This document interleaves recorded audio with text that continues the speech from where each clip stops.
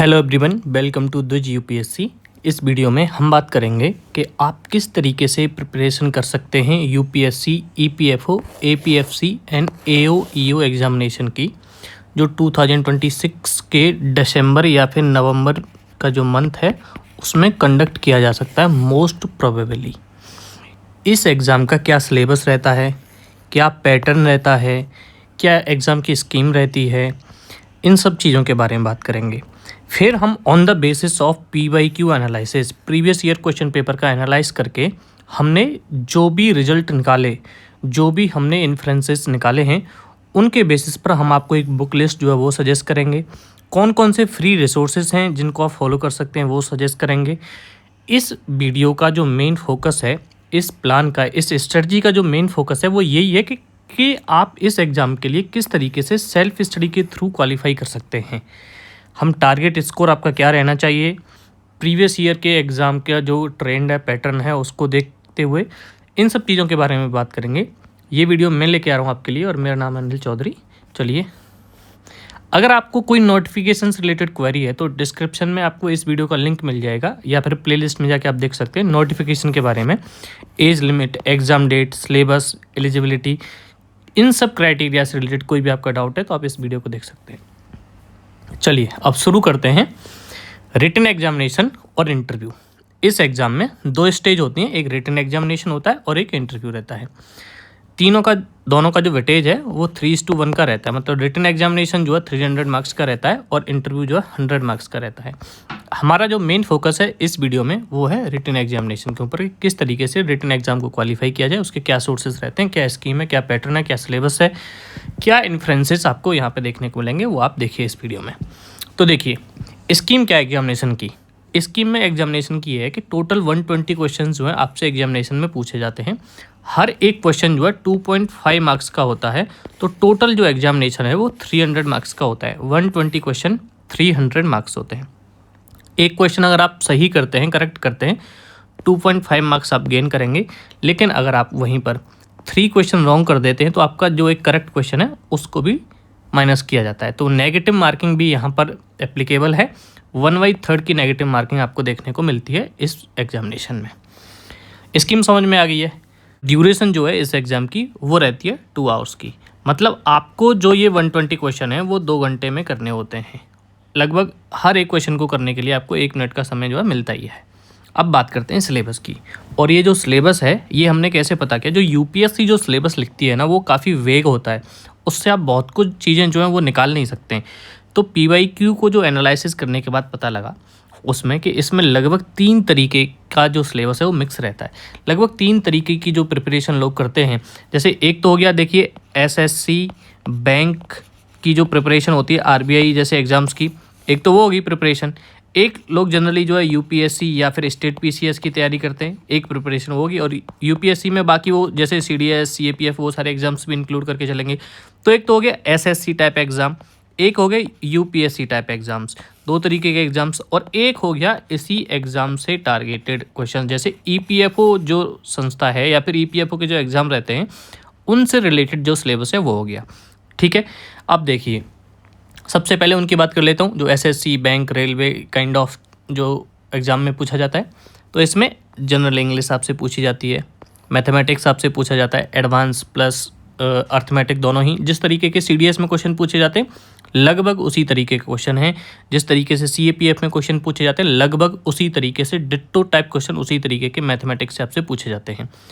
इसमें रीजनिंग भी होती है, mathematics plus reasoning plus English. Okay, computer जो है वो भी बाकी एग्जाम्स में वैसे तो पूछा जाता है यूपीएससी के, जैसे CAPF का एग्ज़ाम हो गया, CDS का एग्ज़ाम हो गया, NDA का एग्ज़ाम हो गया। लेकिन यहाँ कंप्यूटर भी आपसे पूछा जाता है, इसे भी आप SSC और बैंक टाइप से मान के चलिए। ओके, अब बाकी का जो है उसमें आएंगे हम। ग्लोबलाइजेशन, डेवलपमेंट एंड पॉपुलेशन से रिलेटेड क्वेश्चंस रहते हैं। हिस्ट्री जिसमें art and culture and Indian freedom struggle, केवल एंशियंट एंड मॉडर्न से ही क्वेश्चन पूछे जाते हैं। मेडिवल से एक भी क्वेश्चन नहीं पूछा गया अभी तक। करंट अफेयर से क्वेश्चन पूछे जाते हैं। और ये जो सेक्शन है ना जिसे आप रेड में देख रहे हैं, इसको मैं बता रहा हूँ यूपीएससी एग्ज़ाम से रिलेटेड जो सेक्शन है उसके बारे में। इसमें इकोनॉमी, जनरल साइंस और हाँ इसमें इंडियन पॉलिटी के बारे में रह गया। इंडियन पॉलिटी से भी 9 से 10 क्वेश्चन जो है पूछ लिए जाते हैं। इंडियन पॉलिटी से भी क्वेश्चन पूछे जाते हैं। इसको मैं परमानेंट लिख देता हूँ, इंडियन पॉलिटी से भी, क्योंकि क्वेश्चन पूछे गए हैं, हमेशा से पूछे जाते हैं। पता नहीं कैसे लिखा नहीं मैंने, याद नहीं रहा कुछ। ओके, तो इस तरीके से है कि economy, general science, Indian polity, history, current affair, globalisation, development and population से क्वेश्चन पूछे थे। अब बात करते हैं ईपीएफओ स्पेसिफिक जो सब्जेक्ट्स के बारे में बात कर रहा था वो कौन कौन सी हैं। तो वो हैं आईआर मतलब इंडस्ट्रियल रिलेशंस, एलएल मतलब लेबर लॉस, एसएस मतलब सोशल सिक्योरिटी। अब इनको मैं कभी भी बोलूँगा तो आईआर, एलएल और एसएस तीनों को कंबाइन करके ही बोलूँगा। Then auditing, accounting and auditing. Accounting से हर बार 10 से 15 क्वेश्चन पूछे ही जाते हैं, बहुत बड़ा सेक्शन है इस एग्जामिनेशन का। ऑडिटिंग एंड इंश्योरेंस से भी मिला के 4-5 क्वेश्चन पूछ लिए जाते हैं। उसके बाद जो है लगभग इस तरीके के सेक्शन में मैंने बांट दिया है। ये सिलेबस हो गया आपका कंफर्म। पैटर्न क्या रहेगा उसके बारे में देखें, किससे कितने क्वेश्चन पूछे जाते हैं। रिसोर्सेज, 2 तरीके के रिसोर्सेज हम यूज़ करने वाले हैं, या फिर मैं आपको बताऊंगा। कुछ तो होंगे ऑनलाइन रिसोर्सेज और कुछ होंगे बुक लिस्ट। ऑनलाइन फ्री किस तरीके से तैयार कर सकते हैं, बुक लिस्ट आप किस तरीके से कौन कौन सी बुक से मैनेज कर सकते हैं, इस सब के बारे में बात करेंगे। अप्रोच जो है किसी भी एग्जामिनेशन को किस तरीके से आपकी रहनी चाहिए, यही नहीं, किसी भी एग्ज़ाम को अगर आप प्रिपेयर कर रहे हैं तो किस तरीके से करेंगे। सबसे पहले हम क्या करेंगे, उस एग्जामिनेशन के PYQs को देखेंगे। अब ये तो मैंने आपको क्रक्स बता दिया है PYQ को एनालाइज करके, लेकिन तब तक आप खुद भी नहीं करेंगे, क्योंकि ये है क्या, ये है सेल्फ स्टडी किस तरीके से आप कर सकते हैं, इस एग्ज़ाम को किस तरीके से आप क्वालिफाई कर सकते हैं सेल्फ स्टडी के थ्रू, उसके बारे में बात करनी है ना। सबसे पहले क्या करेंगे, PYQs को एनालाइज करेंगे। उसके बेसिस पर हम ये डिसाइड करेंगे कि कौन से रिसोर्सेज हमको फॉलो करने चाहिए। फिर हम टारगेट अपना डिसाइड करेंगे।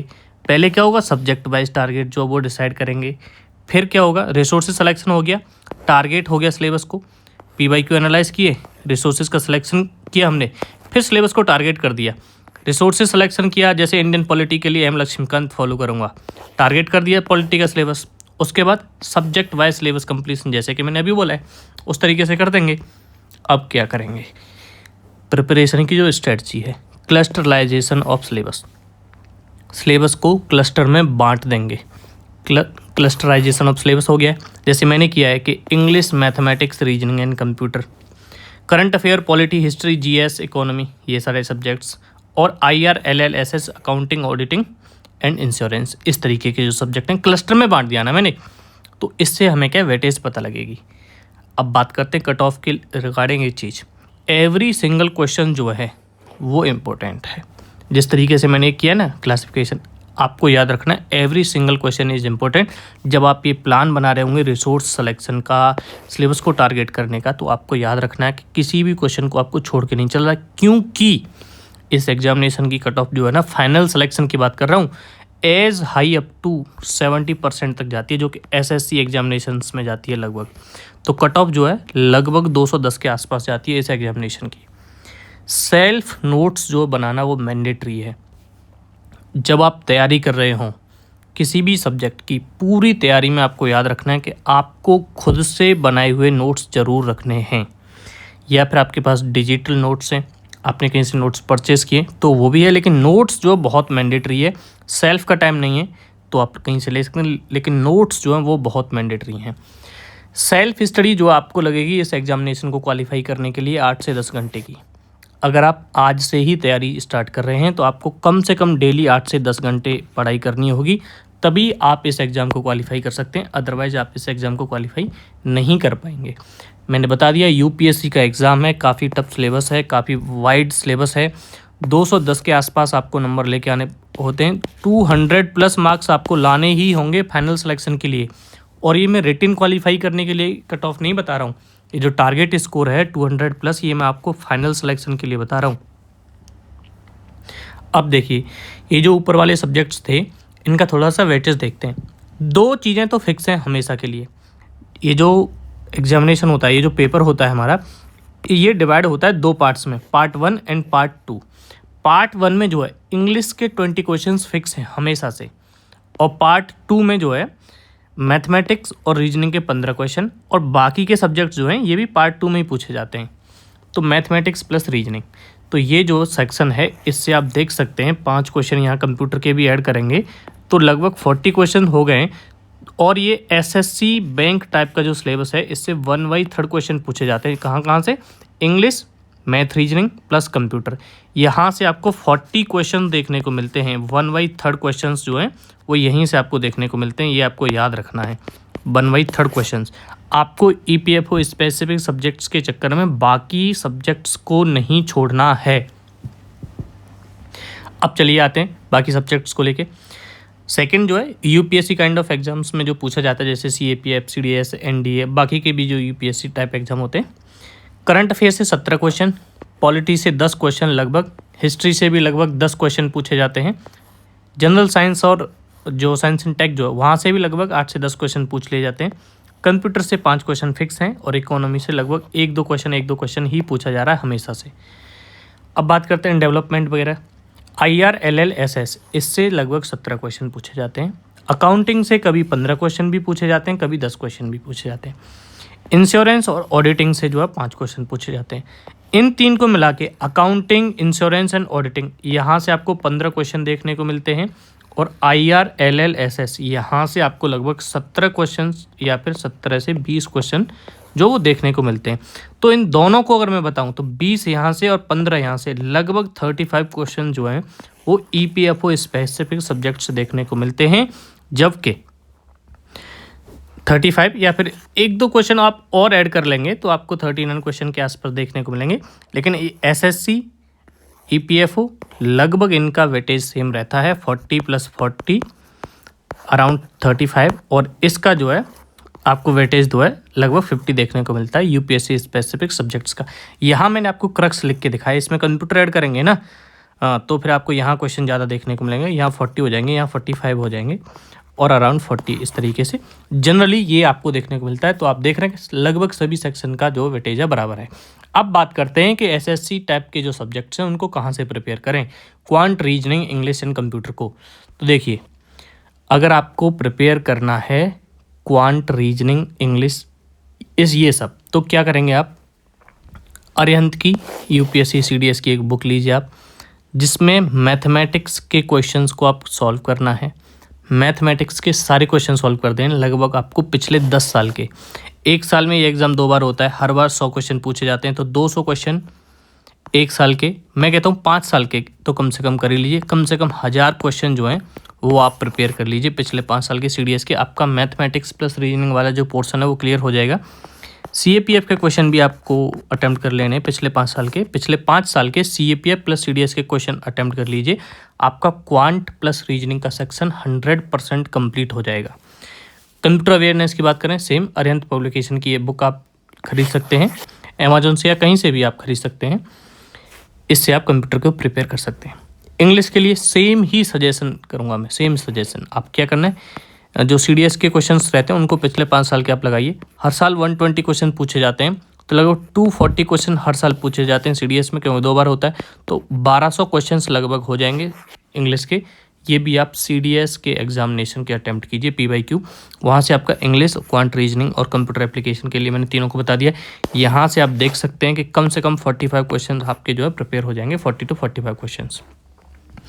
बात करेंगे अकाउंटेंसी की। अकाउंटेंसी के लिए क्या करना है आपको, लगभग 10 से 15 क्वेश्चन पूछे जाते हैं, क्योंकि क्लास 11th की एक NCERT financial accounting, accountancy financial accounting इसका नाम है, पार्ट 1, क्लास 11th, इस NCERT से आप अपने बेसिक क्लियर कीजिए सबसे पहले। तो यही करना है आपको। IR और LL और SS, इस सब के बारे में क्या बताऊंगा कि आपको IR, LL और सोशल सिक्योरिटी, इस सब के लिए क्या है, बेयर एक्ट्स जो हैं, गवर्नमेंट ऑफ इंडिया के बेयर एक्ट्स जो हैं वो आपको पढ़ने, और शॉर्ट नोट्स जो हैं जो द्विज एजुकेशन के द्वारा प्रोवाइड किए जाएंगे उनको भी आप रेफ़र कर सकते हैं। द्विज यूपीएससी से हमने पहले भी नोट्स प्रोवाइड किए थे, डिस्क्रिप्शन में आपको लिंक मिलेगा हमारे एप्लीकेशन का, आप उसे डाउनलोड कर सकते हैं और इन नोट्स को एक्सेस कर सकते हैं।